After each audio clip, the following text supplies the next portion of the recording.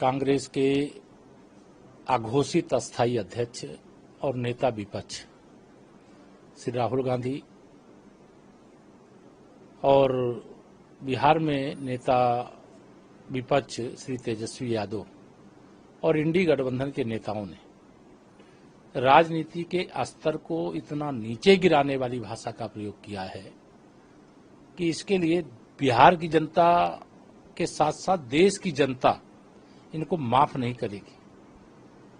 इनकी जो भाषा है वह केवल माननीय प्रधानमंत्री श्री नरेंद्र मोदी जी का अपमान नहीं है, देश की 140 करोड़ जनता जनार्दन का अपमान है।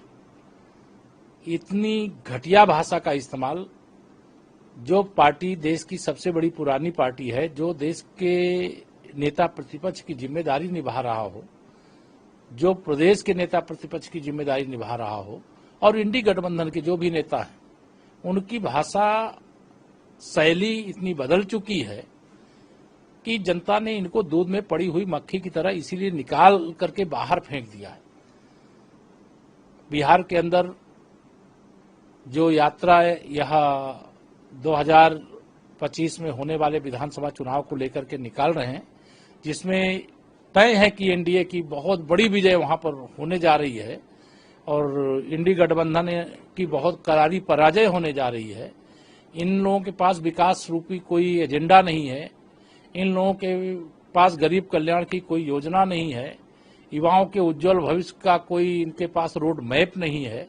ये केवल माननीय प्रधानमंत्री जी के प्रति अपशब्दों का प्रयोग करना, चुनाव आयोग के प्रति जो एक संवैधानिक संस्था है गैर जिम्मेदाराना बयानबाजी करना।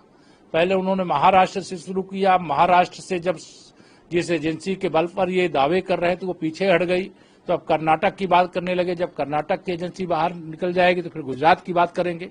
जब बिहार में ये चुनाव हारेंगे तो फिर बिहार के बारे में भी ऐसे ही कहेंगे। कांग्रेस हो या राष्ट्रीय जनता दल हो या उत्तर प्रदेश में समाजवादी पार्टी हो, ये सब परिवारवाद की पोषक हैं।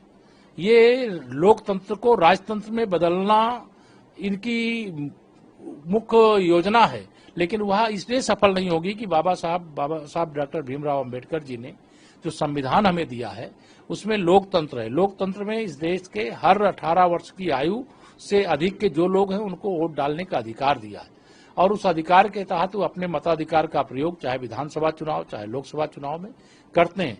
और भारतीय जनता पार्टी लगातार आगे बढ़ रही है, लगातार हमें विजय मिल रही है। तीसरी बार हमारी केंद्र में सरकार है, तीसरी बार हमारी हरियाणा में सरकार है, महाराष्ट्र में सरकार है, तीसरी बार उत्तर प्रदेश में भी सरकार बनने जा रही है। इनका जो चरित्र है बहुत घटिया और घिनौना है। मैं इसकी कड़े से कड़े शब्दों में निंदा करता हूं। इतने नीचतापूर्ण शब्दों का प्रयोग शायद ही कोई राजनीति के अंदर करेगा।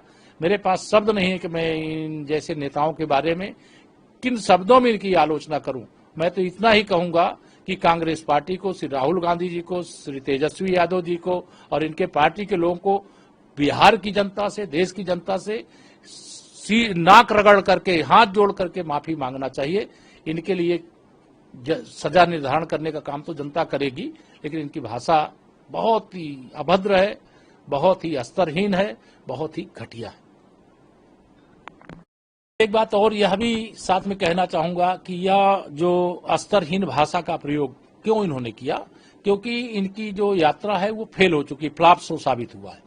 जब फ्लॉप शो साबित हुआ तो इन्होंने जो बिहार की जनता है, यूपी की जनता है, हिंदी भाषी लोग हैं, जिन्हें गाली देने का काम इनके तेलंगाना के मुख्यमंत्री ने किया, इनके सहयोगी दल तमिलनाडु के मुख्यमंत्री स्टालिन ने किया, तेलंगाना के मुख्यमंत्री रेवंत रेड्डी ने किया। ऐसे नेताओं को बिहार के अंदर बुला करके बिहार की जनता का खुलेआम अपमान कर रहे हैं और यह अपमान किसी भी कीमत पर बिहार की जनता भी बर्दाश्त नहीं करेगी। और यह कांग्रेस जिसने लोकतंत्र की हत्या की, जिसने देश में आपातकाल लगाने का काम किया, जिसमें राजनीतिक ही नहीं, पत्रकार ही नहीं, जो भी सार्वजनिक जीवन में काम करने वाले लोग थे उन सबको जेल के अंदर ठूसने का काम किया, यह कृत्य असहनीय है और इस प्रकार की भाषा किसी भी कीमत पर स्वीकार नहीं की जा सकती है।